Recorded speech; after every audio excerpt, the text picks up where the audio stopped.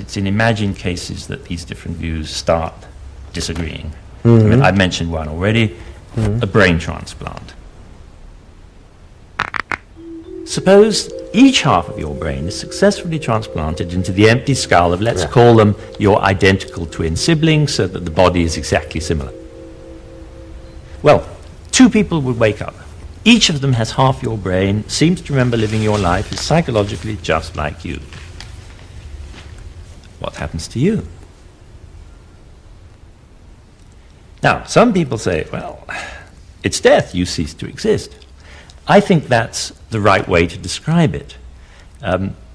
It's not a regular form of death. It's not a regular form of death. Now, another way of describing it is to say, I would still exist, only now I'd have two minds and two bodies.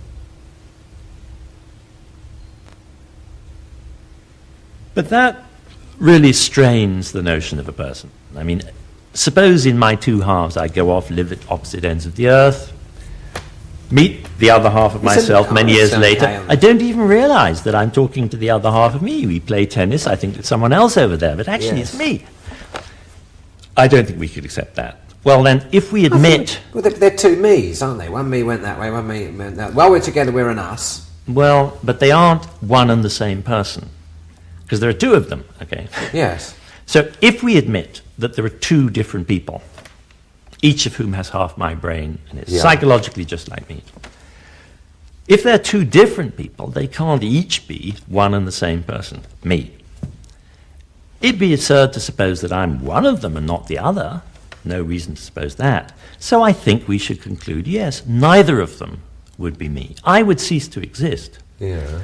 But the point is, my relation to each of them would contain everything that matters. We can take one of the standard science fiction cases, we're called teletransportation, in which you imagine what happens. You go into a cubicle on Earth. Yeah.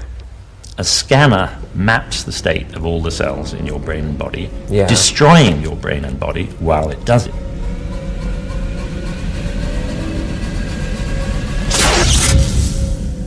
Then the information is beamed, say, to Mars, where a replicator makes a perfect organic copy of your brain and body. Someone wakes up on Mars, thinking he's you, exactly like you in character, memory, everything.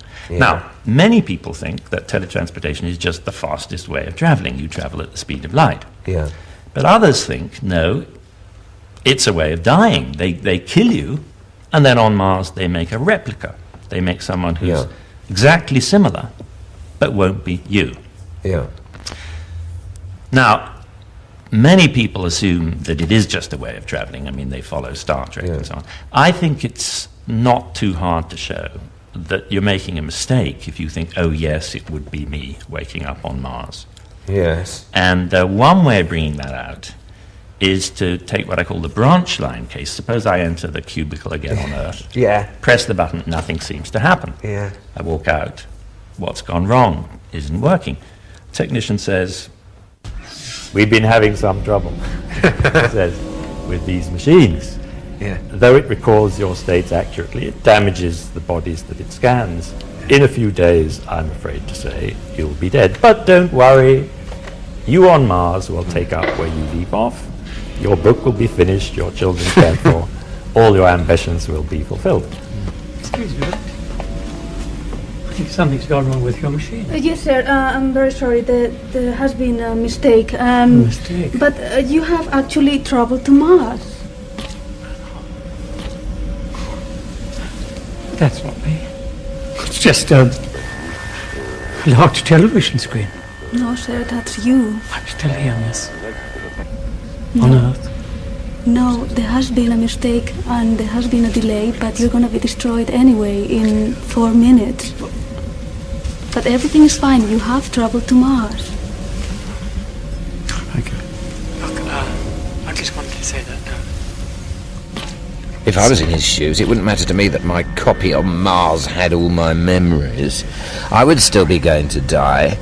This was a serious blow to the idea that I was my memories. The fact that my replica has all my memories and is in every other way just like me psychologically, that isn't enough to make him me. And that's brought out both by the case in which they make him while I'm still alive, and by the fact that if they can make one replica with the information, they could make 100 all at the same time. Now, I wouldn't be 100 different people who each seem to remember living my life. I wouldn't even be 2 of them, but 100 is clearly too much. Yeah. So memory doesn't, in that sense, guarantee identity. I think we discover that we think that we are the kind of entity that must either exist or not exist. There must always be a definite answer to the question, will it be me? Now, I think that might have been true. It would be true if what each of us really was a soul, a Cartesian ego or immaterial substance. Because souls thought of that way were thought of as like what atoms were once thought to be. That's to say, they're ultimate and they're indivisible, and either it exists or it doesn't. Whether it exists or not is always a clear-cut matter. Now, even people who don't believe in the soul, and that's true of many, probably most people today, they still think about their own identity, whether I shall wake up again, in a way that I think could only be justified if there were souls, if that's what each of us really was. I mean, take Hume's example, the analogy between a person and a nation. A nation consists in a group of people living together on a territory.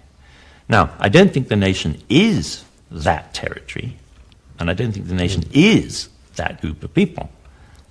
But the existence of a nation doesn't involve anything over and above a group of people living on a territory. And that's the way I think we should think about person. I'm not just this physical object. I'm not a series of experiences. But there's nothing more to my existence than a series of thoughts and experiences that are closely connected to this body.